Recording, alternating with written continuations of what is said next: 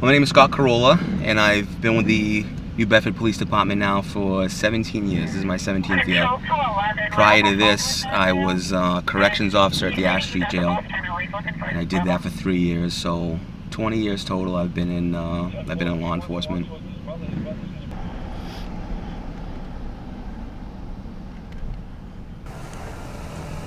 I'm just gonna see if this guy's all right.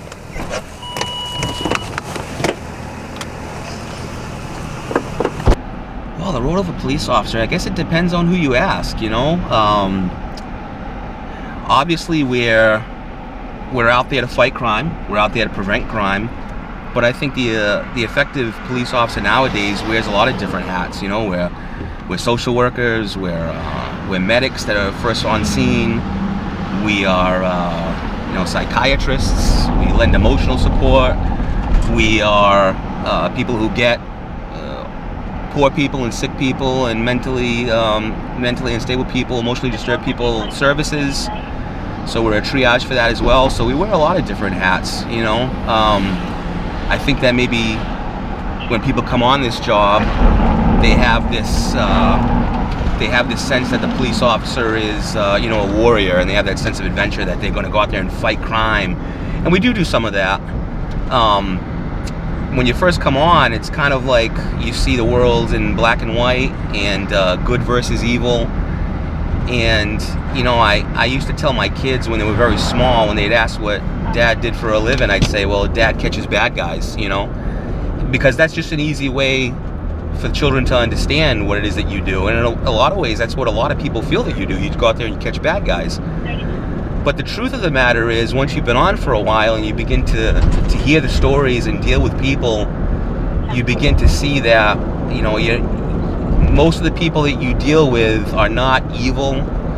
A lot of them are just sad people who've made, you know, really poor decisions in life and have lost their way, you know, and it's your job to deal with those people. Although I have met some evil people and dealt with them, the majority has been more unfortunate people than anything else. So, you know, we try to keep that, and I try to keep that in mind when I come to work.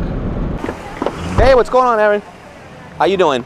Nothing's going on around here at all. No? Okay. I just wanted to touch base with you, see what's going on. Okay, look at the garbage. As far as, you know, what it is that you're doing out here, you have every right to do it, but we want you to stay out of the streets, okay? I know you've been sitting here. I haven't seen you get up and go into the streets.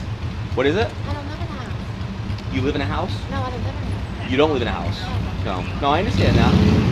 But what I'm saying is that I don't mean live out on the street. What I'm saying is that if you walk out on the street, that's an issue. You know what I'm saying? Yeah, If you're okay. If you're over here and you're on the sidewalk and you're sitting down, you're holding sign, and you go up to a car without getting the street. But we don't want people walking in the streets and obstructing traffic. That's the main thing. Okay. Yeah. So listen, be careful out here. Okay. Yeah. And also, you know, we don't want drivers to be harassed either. You know what I'm saying? They kind of you realize you can't get nasty with somebody if they tell you they have no money, right? Because I'm hearing I'm hearing that. Said I killed somebody on the phone. The phone said I was trying to kill somebody. Yeah, well, you know what I'm saying. But what I am hearing, Aaron, is that sometimes when people don't give money, there's some. Do you know about the same thing? She gave me the job on the same thing. She was out of shot. Yeah. I'm covering his arms up. I just went trying to be crazy. Yeah. Okay, so we don't want, you know, if somebody says no, they don't want to give you any money, just walk away. You know what I mean? When you're related to the White House, Daddy. What's that? It's job change when you're in the White House. The White House. I don't know. Do you have Yeah, it's aspirations? online. Do you have aspirations for the White House? It's not aspirations. I own the White House. It's online. Oh wow. Yeah, I built it. Well, it belongs to the people, right? No, it doesn't belong to anybody but me. I think. Oh, okay. Except that I don't want no part of the White House. Oh, I have every part of it. All right. Be safe out here, okay? And like I said, stay on the sidewalk, not on the street, okay? I'm related to Jesus. I'm sorry? I'm related to Jesus. Okay.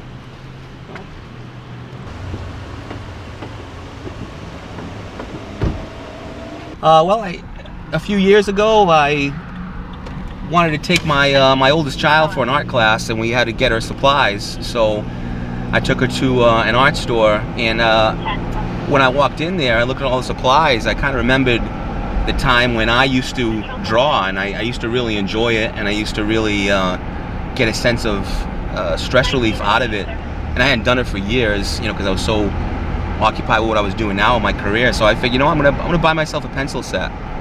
and I bought a small pencil set with some charcoal and some blenders, and I started practicing with it. And since in the time since, I've put in hundreds and hundreds of hours in my drawing board, and I've practiced quite a bit, and I've gotten pretty decent at it. I've shown artwork in galleries. I've tabled at Comic-Cons all along the East Coast, in New York, in New Jersey, in Florida, and now I also do put my art to use in the department. I've been doing a couple of composite sketches for investigations, and we're going to see how that goes as far as being an investigative tool that we use. So it's been good. It's also got me to teach some children. I've gone to Gome School, and I've done a program over there where we taught kids art. So it's really become a big part of who I am.